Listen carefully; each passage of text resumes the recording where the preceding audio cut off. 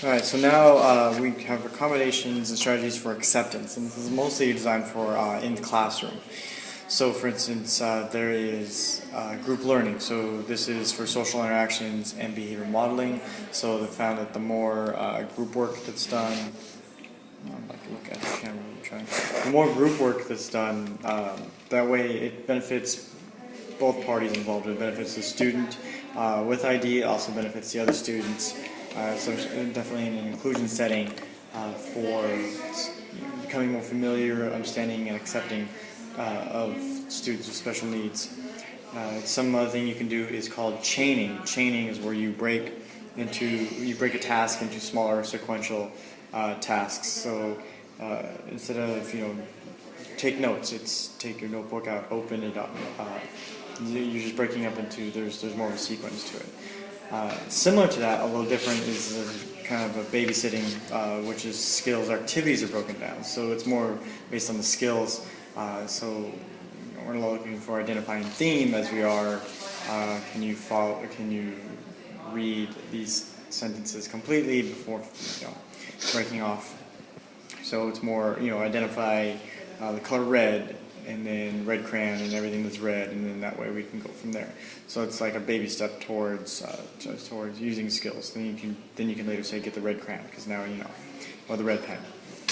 Play-based learning, which is fun across the board, but definitely is beneficial for students with ID, and that's just involving getting students. It creates a better environment for fun or at play. For learning, hands-on learning, and this is more of a tactile learning. So like this shape is identified with this subject, this matter, this 1 plus 1 is 2, so you have 2 objects. So it's more of a hands-on acquired knowledge. So that helps as well. Then some things that came up in terms of key points for discussion of atypical development with family, and there's this website. DoToLearn.com, disabilities characteristics strategies, and there is just a huge list on the e-flyer. It's hyperlinked, so you can definitely look at it that way. But it has these just a few that we can mention. So ensure consistency of rules and routine. This is very important, so that there's a consistency in the house. This action will lead to that action. This time, this is when this happens, and by setting up a routine, it just creates more stability in the life of someone with ID. Reinforce desirable behaviors that serve as alternatives to inappropriate behaviors. So it's not so much this idea of punishment, but it's just reinforcement, and definitely positive reinforcement, and the tendency to gravitate towards receiving positive reinforcement. Model targeted skills, then provide practice opportunities.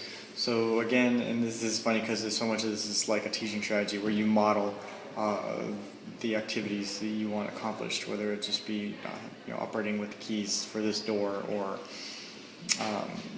same as almost like potty training, like this is how you lift the handle, things like this. So these are modeled behaviors, and then you provide opportunities for practice.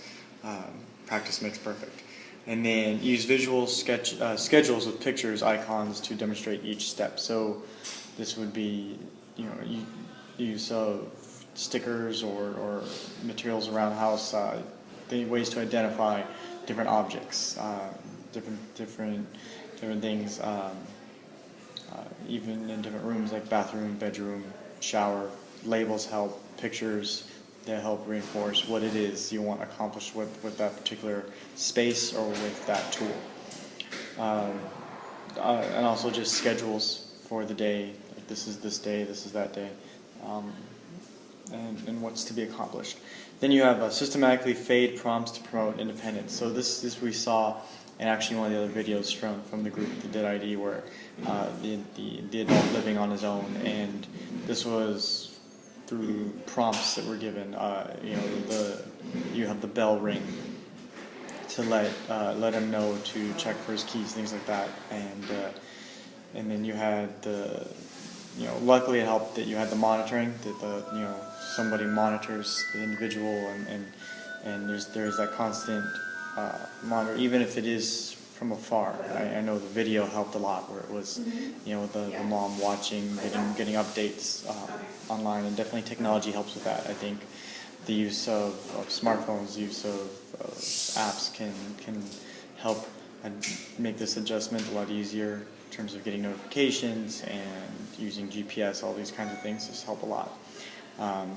Making schedules, making icons that match the schedule, and having that also with auditory cues. So all those things can help with the atypical development. It doesn't require, what I've noticed just from the videos and also from research, is it requires a lot of patience on all parties involved, from the parents to peers in class there, and you saw that there is an adjustment period, but it's through constant interaction, through that you can make those accommodations, and they then at some point become almost seamless.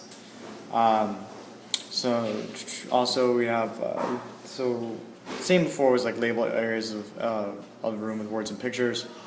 Paraphrase back what the child has said or indicated. This will give the child a sense of the interaction. You're listening. There's an understanding. You can go from there. You also have reinforced communication attempts when a child is nonverbal or emerging verbal. So this is an early developmental stage. So there definitely needs to be that reinforcement whenever the child is attempting to communicate. And a lot of times, because of that slower development, that you will have to accommodate with knowing that there's going to be a slower development. There's going to be more reinforcement of nonverbal communication, nonverbal engagement. Teaching occupational awareness and exploration as appropriate. Now this definitely is more for older individuals, especially when they get into their careers or adjust in the communities. There's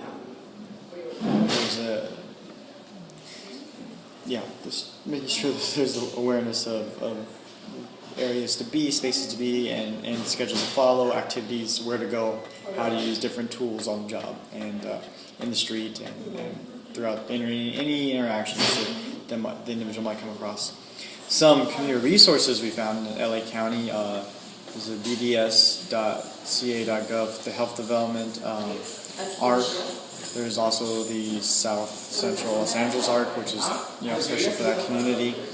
And also at UCLA, they actually had this cool program that was to help with individuals who have intellectual disability as they integrate into higher education. So going into college, not just middle school or high school, but performing and getting their college degree. So that was really kind of fascinating, and I wanted to look more into that. That is at www.semel.ucla.edu/open-doors. And it's really cool. We also have a video attached